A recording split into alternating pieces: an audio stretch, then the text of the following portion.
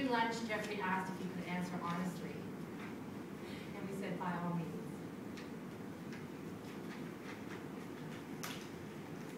Thank you, Jennifer. And good afternoon. I once went to a meeting rather like this that was addressed by Margaret Thatcher.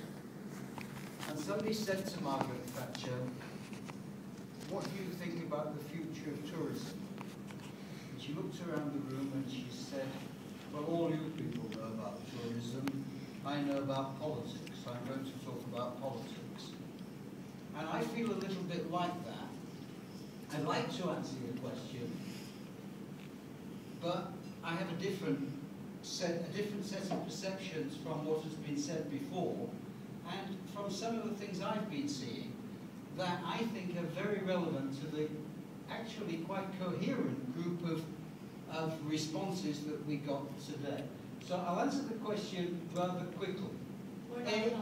A, minimal, and B, very good. South Africa, in relation to other destinations, is very seriously considered in terms of responsible tourism. But, and here is the big but, and this is why I want to answer to my question, I don't think this is actually the issue anymore, and I think that goes to the point that Brian made. I think you have to look at this now at a time when we are going through a sort of rethinking globally about different issues. We've been through a lot of summits internationally. We've had poverty issues raised, come to the fore. We've had climate issues. And inside all of that, to be honest with you, tourism has been somewhat peripheral. And responsible tourism and sustainable tourism are really important issues, but they're part of a different conversation. And I think where South Africa has a really huge opportunity is what I want to talk to you about very briefly.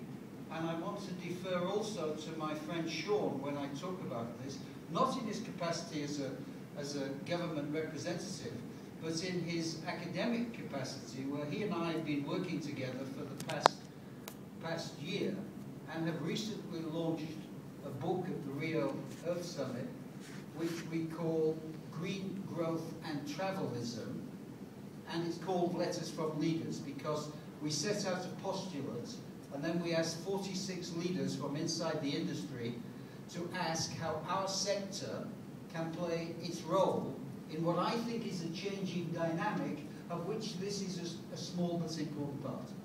And I think the reality is that the world is now confronted by some huge interlocking issues, and they are climate, they are poverty, they are inclusion, they are how do you make decisions in an increasingly complex world where there isn't enough money to go around for all of the things that you have to do.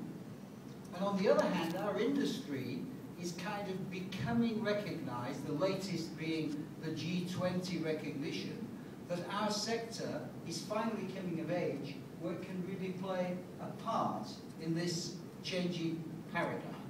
And the changing paradigm is not something that we have to fix tomorrow. It's something which is a 20, 30-year time span. And what we have to do is to get things like this fitting into that time span. And to bring it back to the center of this discussion, a key is the climate dimension.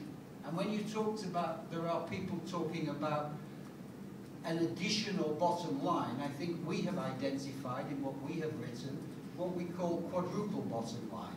Because climate is not a subset of any of the others. Climate, in fact, impacts on all of the others, and if we get it right, our grandchildren maybe will survive in a certain way, and if we get it wrong, they won't. So these are the big issues. And inside all of that, our industry has to play its role alongside other industries and along with the rest of society. So as governments from now to 2015 begin to close down on are we fixing the poverty issue, we have say, where are we playing our part in this? As governments begin to set climate targets, we as a sector have to say, how do our climate targets respond to the same climate targets that our governments are doing? That's one dimension. The second dimension that I want to mention is it's industry and the rest of society. We just have to get on board where everybody else has been for quite a long time, and that applies to South Africa, it applies to almost everywhere that I go.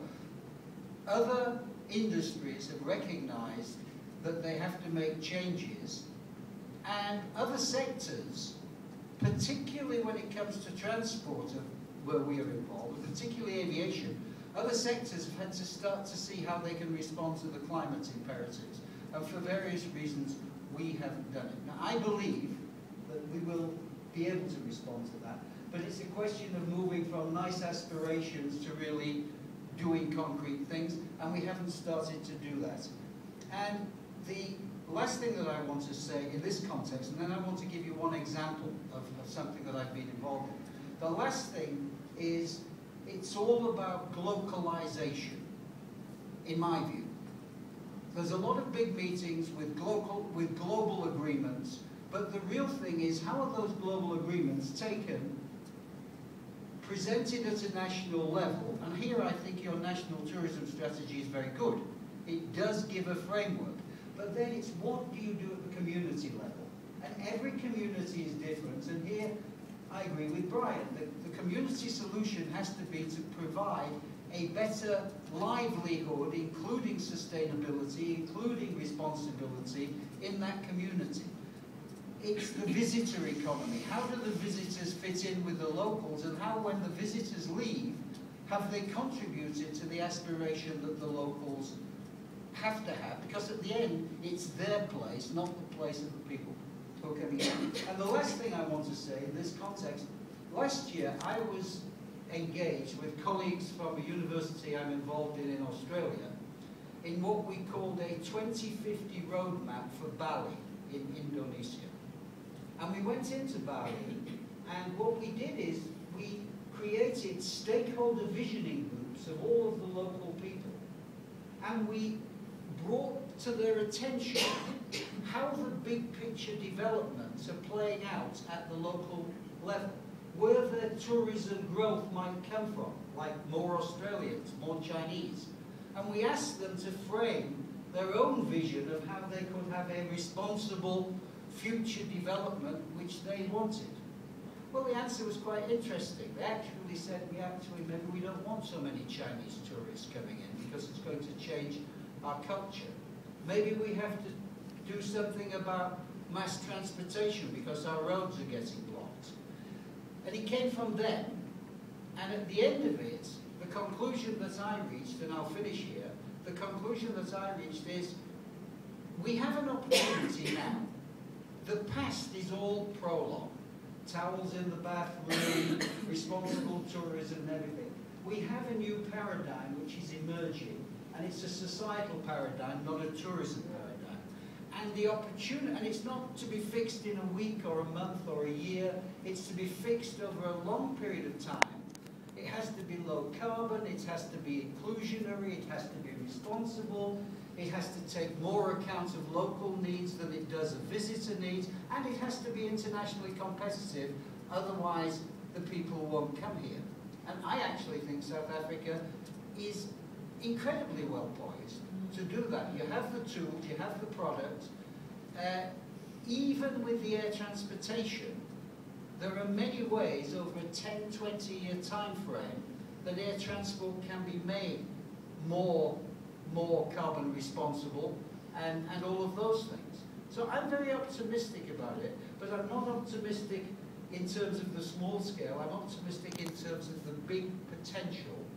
And I think you need a Bali Green Growth Roadmap for all the communities in South Africa. And for Africa, you need to take a responsibility for Africa as a whole as well, because you can, and because you actually should, because that's really crucial as well. And people like me have to as well.